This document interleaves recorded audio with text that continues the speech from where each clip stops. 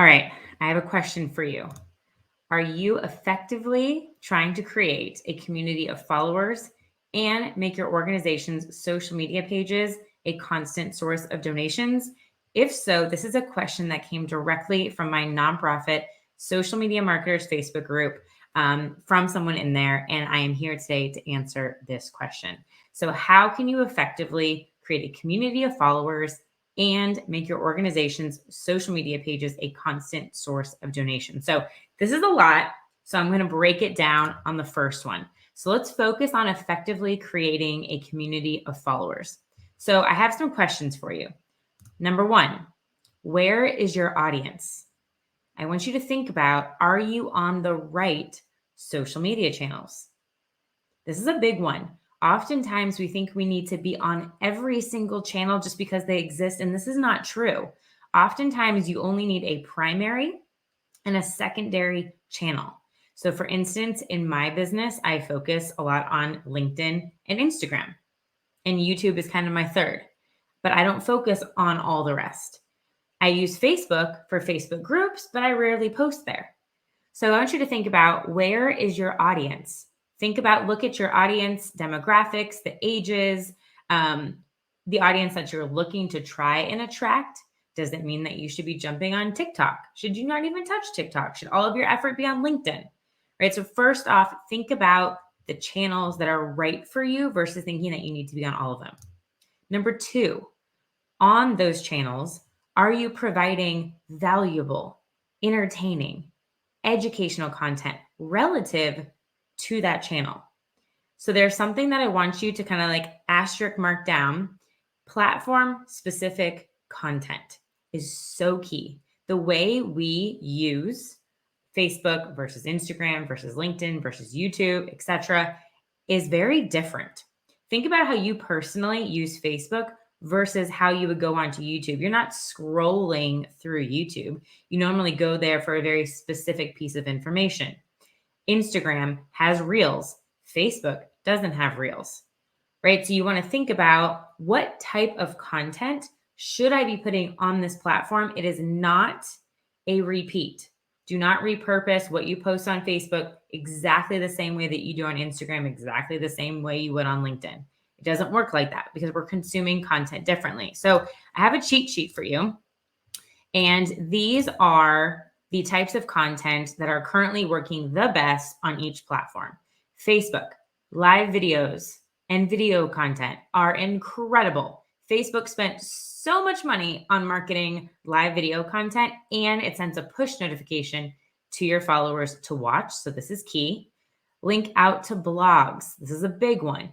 Facebook's great at driving website traffic. So if you have really amazing educational content on your website, use Facebook to help get them there. Instagram. Oh man, Instagram right now is so excited and spending funds and personnel on entertaining content. The head of Instagram recently said they are not a photo sharing app anymore, although yes, you can still post photos there, but their two biggest competitors are TikTok and YouTube. What does that mean? Video content. Reels. Reels are so popular right now. If you're posting reels, they are pushing your content to the top of the feed. Video, IGTV, and stories. These are the three main types of content. And I would also add in there carousel posts. Tend to do really well if they're educational or entertaining. Twitter, retweets are big on Twitter, also driving website traffic. My big caveat with Twitter is that it takes a lot of time and effort and energy to do Twitter right. So if you do not have the bandwidth, I would suggest that Twitter might be one of the first ones to go, unless you're constantly going to events and networking using Twitter. LinkedIn loves articles, video, polls, uploading PDFs. This could be your annual reports. This could be an infographic about your organization. LinkedIn is a beautiful, most of the time, under-resourced tool. And then YouTube. YouTube is big. Again, we talked about you go there to search for something similar to Google. So you really want to think about the SEO of your titles and having beautiful, kind of like pops out at you thumbnail content. All right. So that kind of covers number two, Are you providing valuable, entertaining, and educational content relative to that channel? And again, you can use Canva for so much of this. Shout out to Canva being amazing. And then number 3 on effectively creating a community of followers is, are you engaging back? This is a big one that oftentimes we post something on social and then we ghost. Don't do that. Do not post and ghost. So go into your direct messages, go into those DMs, start messaging your followers. Think about, to grow your following, what organizations might have a similar following to yours. Maybe theirs is bigger, but those people align with that cause. They have opted in, they have decided to follow them. For instance, if you're a water organization, Charity Water is massive, so go to their followers. If you're in a cause area that is in a third world country, think about other organizations similar to that and look for them, and then go to their followers and engage with them. Go to the followers' posts, send them a comment, more than 4 words, like their posts, send them a DM, and then naturally they will come and want to engage with you. So that sums up the first part. The second part of the question was, how do I make social media pages a constant source of donations? I love this question. And my first answer to you is consistency. So if you are consistently posting what we talked about before, valuable, entertaining content, when you do make the ask, they will be so excited to give. They'll be like, here's my money, because I love everything that you've already shared about the organization, right? That's a big one. Number 2 is, I'm going to pop up a chart for you real quick about Facebook fundraisers. So look at this over the years. Facebook has now raised more than $5 billion through fundraisers on Facebook and Instagram. I know that you want to see the data on who exactly the supporters are, and Facebook doesn't provide a ton of information about that, but it provides incredible brand awareness and it provides donations. And hopefully those people will then come back to you. They'll go to your website. You'll be able to get their information in a different way if they're down to support you. The biggest thing is they have brand awareness for your organization. So take it step by step. Think about it kind of like a funnel. And if they're giving at the top because of their friends asking them to give, amazing. And then hopefully they'll subscribe to your email newsletter at some point. They'll come back to your website. They'll follow you on social media. So they're in regardless. My tips, I have 4 tips for Facebook fundraisers. Are you ready? Number 1, in your email signups on your website and your donation forms, ask for their birthday.